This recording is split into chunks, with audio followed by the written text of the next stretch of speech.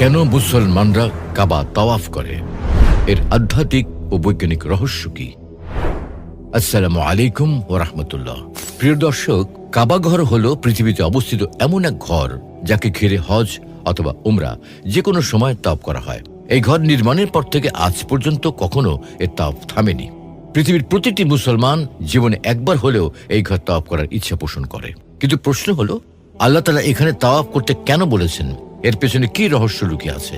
এর সাথে কি শুধুই ইবাদতের সম্পর্ক রয়েছে, নাকি রয়েছে গ্রহ, নক্ষত্র, গ্যালাক্সি, ছায়াপথ তথা ইউনিভার্স ও মহাবিশ্বের কোনো নিগূঢ় সামঞ্জস্য? আজকে আমরা এই নিয়ে কোরআন, সুন্নাহ ও অ্যাস্ট্রোফিজিক্সের আলোকে তাওয়াফের বাহ্যিক কারণ এবং মহাজাগতিক কারণ নিয়ে বিস্তারিত আলোচনা করব ইনশাআল্লাহ। তাওয়াফের পরিচয়। সুপ্রিয় দর্শক, তাওয়াফ মানে প্রদক্ষিণ বা চক্কর দেওয়া। কাবা শরীফ 7 বার প্রদক্ষিণ বা চক্কর দেওয়াকে এক তাওয়াফ হিসেবে সাব্যস্ত করেছে ইসলাম। তাওয়াফ হলো কাউন্টার ক্লকওয়াইজ ডিরেকশন বা ঘড়ির বিপরীতমুখী কাবা ঘরের চারপাশে 7 বার প্রদক্ষিণ করা।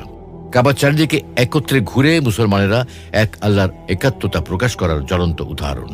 সপ্ত আসমানের উপর বাইতুল মামুর নামক একটা মসজিদ রয়েছে, যেখানে ফেরেশতারা নিয়মিত তাওয়াফ করে। হযরত আদম আলাইহিস সালাম যখন জান্নাতে থাকতেন, তখন উনি ফেরেশতাদের তাওয়াফ করার স্থান বাইতুল মামুরকে লক্ষ্য করেছিলেন।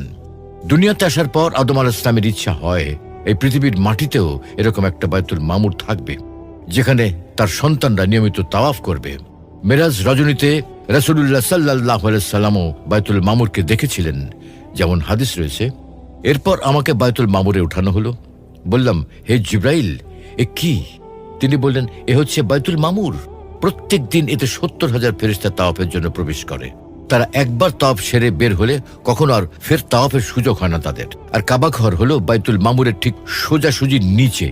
কিন্তু দুনিয়ার জীবনে যেহেতু আমরা আল্লাহর আরশকে সামনে পাবো না ও আল্লাহর আরশের সামনে সিজদা দিতে পারবো না, তাই আমরা মুসলমানরা এই কাবা ঘরের চতুর্পাশে একসাথে তাওয়াফ করি।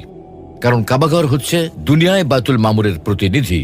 ফেরেশতাদের মূল ইবাদতের ক্ষেত্র যেমন বাইতুল মামুর, ঠিক তেমনি আমাদের জন্য কাবা ঘর। ফেরেশতারা যেমন আল্লাহর আরশ ও বাইতুল মামুরকে কেন্দ্র করে তাওয়াফ করে, ঠিক তেমনি আমরাও কাবা ঘরকে কেন্দ্র করে তাওয়াফ করি। কাবা ঘর হচ্ছে আল্লাহর আরশের একদম নিচে। কাবা ঘর হচ্ছে আল্লাহর ঘর।